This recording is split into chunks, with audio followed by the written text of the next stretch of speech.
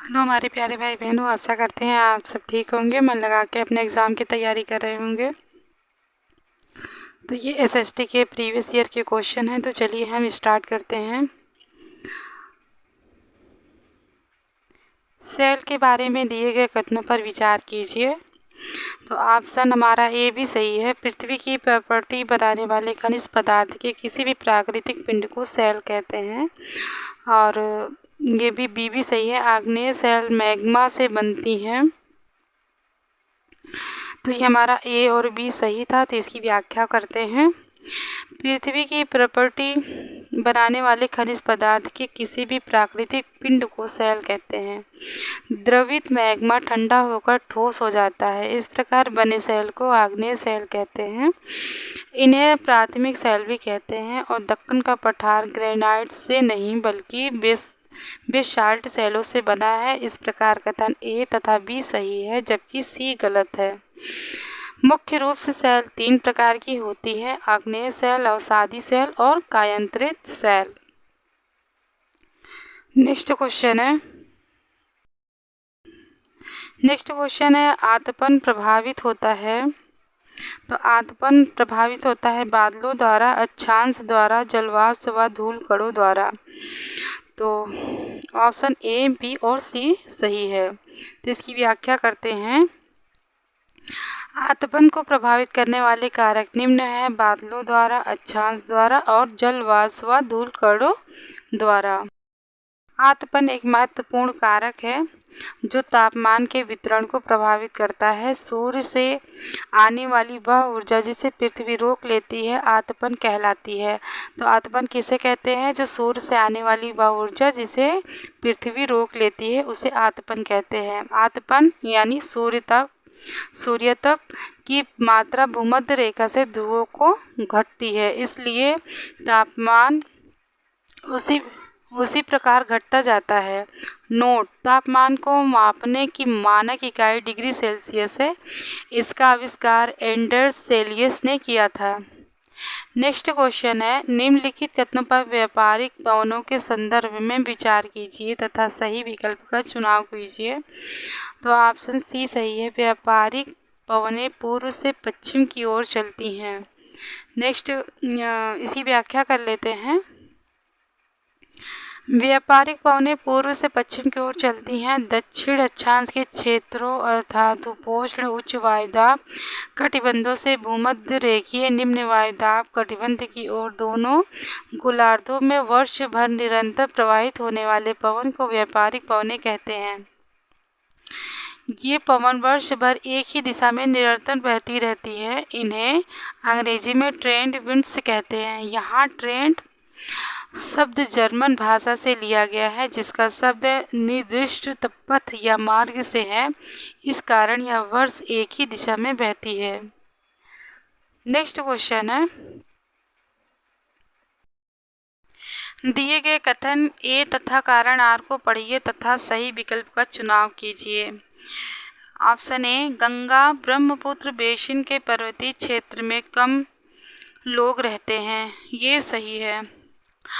और आर, जनसंख्या के वितरण में पर्यावरण की प्रमुख भूमिका होती है, ये भी सही है।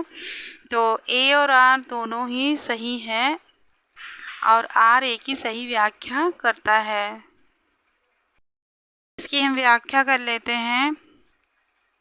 गंगा तथा ब्रह्मपुत्र की सहायक नदियां मिलकर भारतीय उपमहाद्वीप में गंगा ब्रह्मपुत्र बेसिन का निर्माण करती हैं। इस बेसिन क्षेत्र में विभिन्न प्रकार की स्थलाकृति है। जनसंख्या के वितरण में पर्यावरण की प्रमुख भूमिका होती है। तीव्र ढाल वाले पर्वतीय क्षेत्र बसने के लिए प्रतिकूल है, अतः गंगा ब्रह्मपुत्र बेसिन के पर्वतीय क्षेत्र में कम लोग रहते हैं। इस प्रकार ए और आर दोनों सही हैं। आर एक ही सही व्याख्या करता है। नेक्स्ट क्वेश्चन है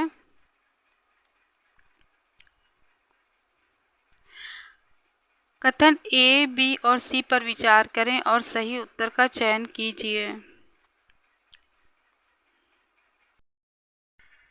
तो ऑप्शन ए देखते हैं। खनिज आग्नेय सेलों, अवसादी सेलों और कायांतरित सेलों में पाए जाते हैं। ऑप्शन सी भी सही है। खनिज ईंधन अवसादी स्तर में पाए जाते हैं। तो ऑप्शन बी, ए और सी सही है। तो इसकी हम व्याख्या करते हैं। खनिज आग्नेय शैलों, अवसादी शैलों और कायांतरित शैलों में पाए जाते हैं। धात्विक खनिज केवल आग्नेय शैलों में ही नहीं बल्कि सभी शैलों में पाए जाते हैं। खनिज ईंधन अवसादी स्तर में पाए जाते हैं।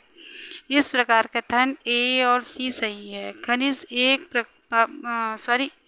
एक प्राकृतिक अकार्बनिक तत्व या यौगिक है। इसमें विशिष्ट रासायनिक संरचना, क्रिस्टल रूप और भौतिक गुणों के साथ साथ एक व्यवस्थित आंतरिक संरचना होती है। पृथ्वी पर पाए जाने वाले सामान्य खनिजों में अभ्रक, क्वार्ट्ज शामिल होते हैं। नेक्स्ट क्वेश्चन है, निम्नलिखित कथनों ए तथा आर पर विचार कीजिए। तो कथन ए है, भारत में कच्छ की खाड़ी में विशाल ज्वारीय मिल के क्षेत्र हैं। और ये सही है। तो कारण आर, ज्वारीय ऊर्जा को विदोहन समुद्र के चौड़े मुहाने में बांध के निर्माण से किया जा सकता है। तो ये आर रॉन्ग है।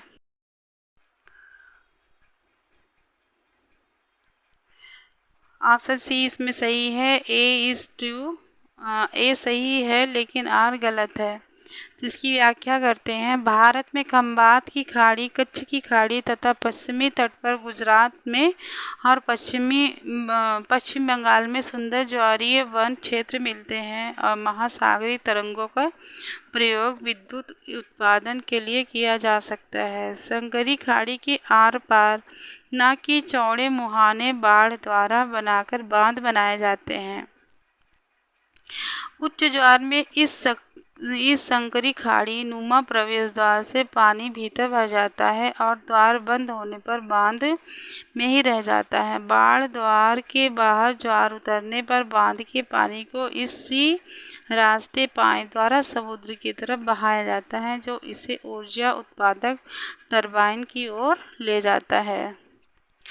नेक्स्ट क्वेश्चन है, इस्पात के उत्पादन में कच्चे मालों की ज़रूरत पड़ने वाली मात्रा के हिसाब से घटते क्रम में रखें। ऑप्शन ए, फर्स्ट हमारा कोयला होगा, सेकंड हमारा लौह अयस्क होगा और थर्ड होगा चूना पत्थर, BAC। तो इसकी व्याख्या करते हैं। इस्पात के उत्पादन में कच्चे मालों और को ज़रूरत पड़ने वाली मात्रा के हिसाब से घटते क्रम इस प्रकार हैं। कोयला, लौह अयस्क, चूना पत्थर। कोयला एक ठोस कार्बनिक पदार्थ है जिसको ईंधन के रूप में प्रयोग लाया जाता है। यह 4 प्रकार का होता है। तो एंथ्रेसाइट कोयला, बिटुमिनस कोयला और लिंगनाइट कोयला, पीट। नेक्स्ट है लौह अयस्क। यह कच्चा माल है। इसका उपयोग पिग आयरन, ढलवा लोहा बनाने के लिए किया जाता है। चूना पत्थर, यह एक अवसादी चट्टान है जो मुख्य रूप से कैल्शियम कार्बोनेट CaCO3 के विभिन्न क्रिस्टलीय रूपों से जैसे कि खनिज से मिलकर बनी होती है। नेक्स्ट क्वेश्चन है, निम्नलिखित में से क्या रूढ़िबद्ध धारणाएं बनाने का विपरीत है। तो ऑप्शन ए सही है, समाज में व्यक्तिगता की पहचान करना। तो इसकी व्याख्या करते हैं।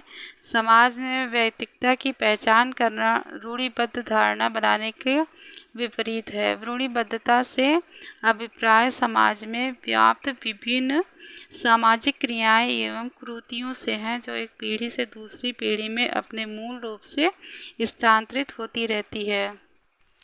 नेक्स्ट क्वेश्चन है, एक रूपी समाज में किस चीज़ की कमी पाई जाएगी। तो डाइवर्सिटी है, विविधता है। तो इसकी व्याख्या करते हैं। तो एक रूपी समाज में विविधता की कमी पाई जाएगी। शैक्षणिक उद्देश्य से हम विविधता को विभिन्न भागों में बांट सकते हैं। तो भौगोलिक तत्व में विविधता, धार्मिक तत्व में विविधता, राजनीतिक तत्व का भाषाई तत्व में विविधता। भौगोलिक तत्व, वन सेकेंड, भौगोलिक तत्व है भारत में भौगोलिक विविधताएं हैं। बड़े स्तर पर देश को कई क्षेत्रों में बांट सकते हैं। हिमालय, उत्तरी मैदान, मध्य भारत तथा दक्कन का पठार, पूर्वी एवं पश्चिमी घाट आदि। धार्मिक तत्व: भारत में बहुत से धार्मिक समुदाय रहते हैं, जिनमें बहुसंख्यक हिंदू तथा अल्पसंख्यक मुस्लिम, सिख, ईसाई आदि।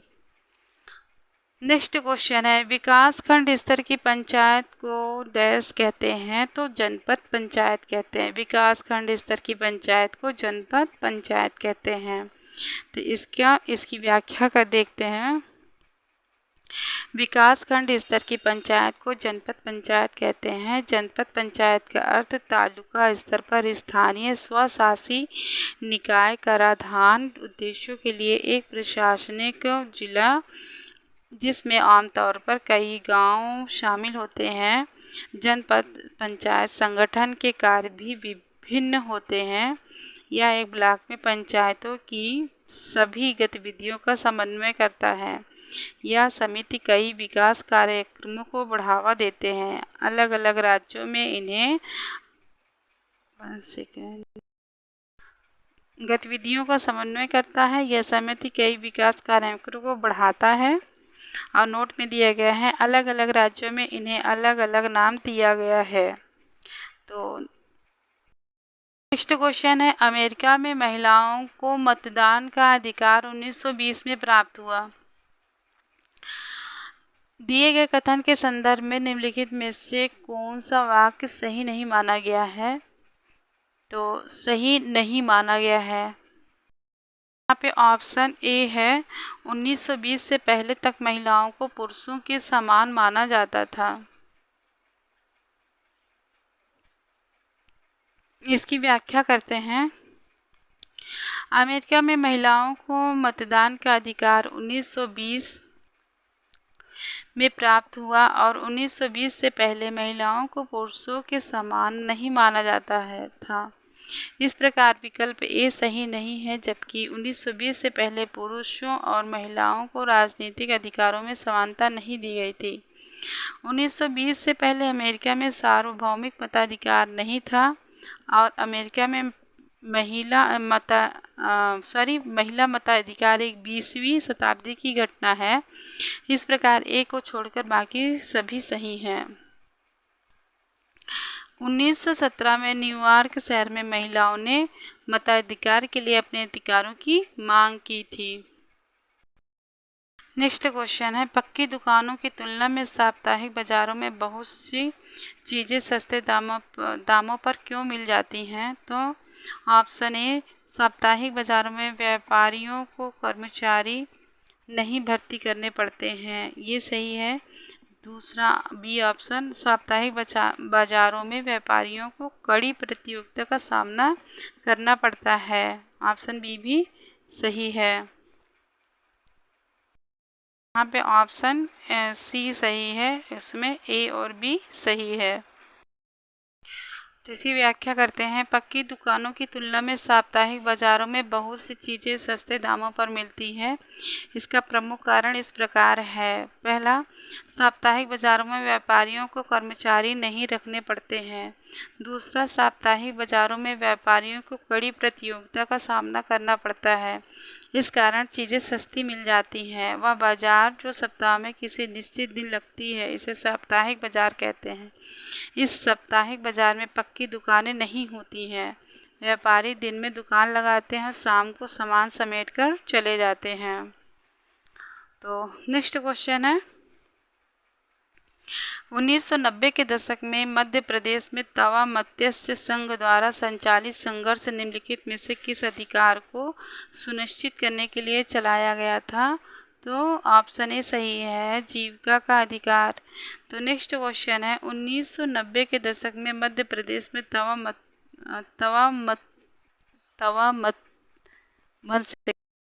1990 के दशक में मध्य प्रदेश में तवा मत्स्य संघ द्वारा संचालित संघर्ष जीविका का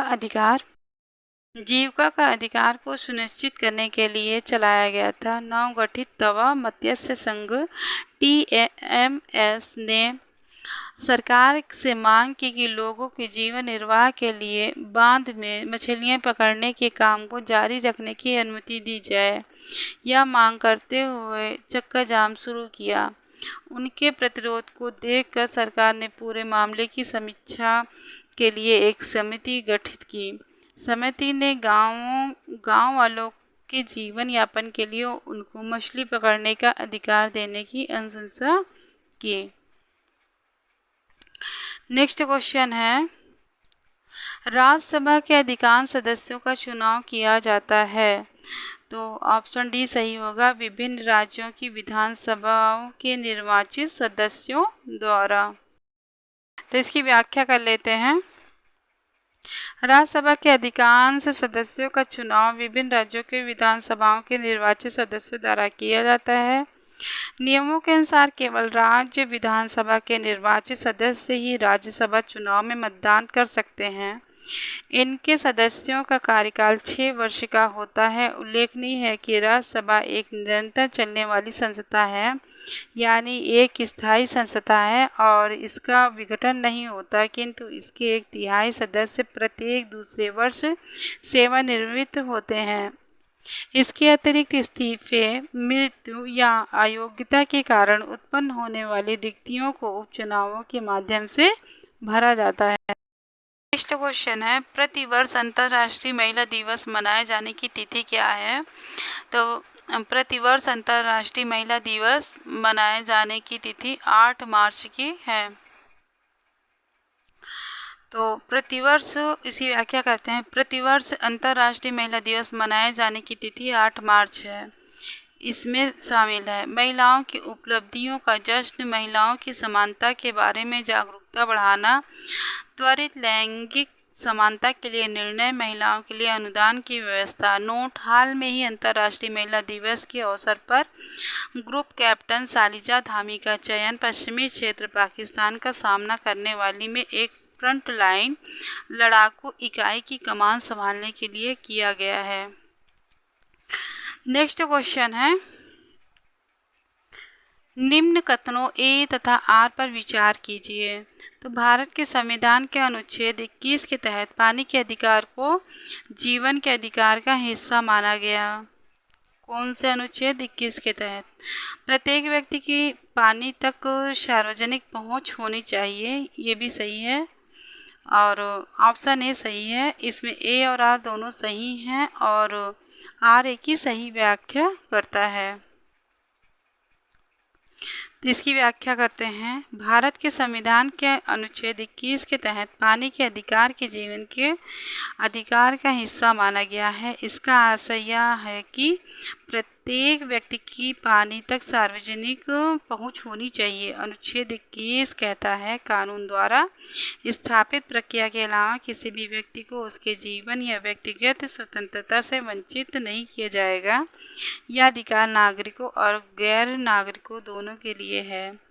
यह अनुच्छेद व्यक्ति को मानवीय गरिमा के साथ जीने का अधिकार प्रदान करता है।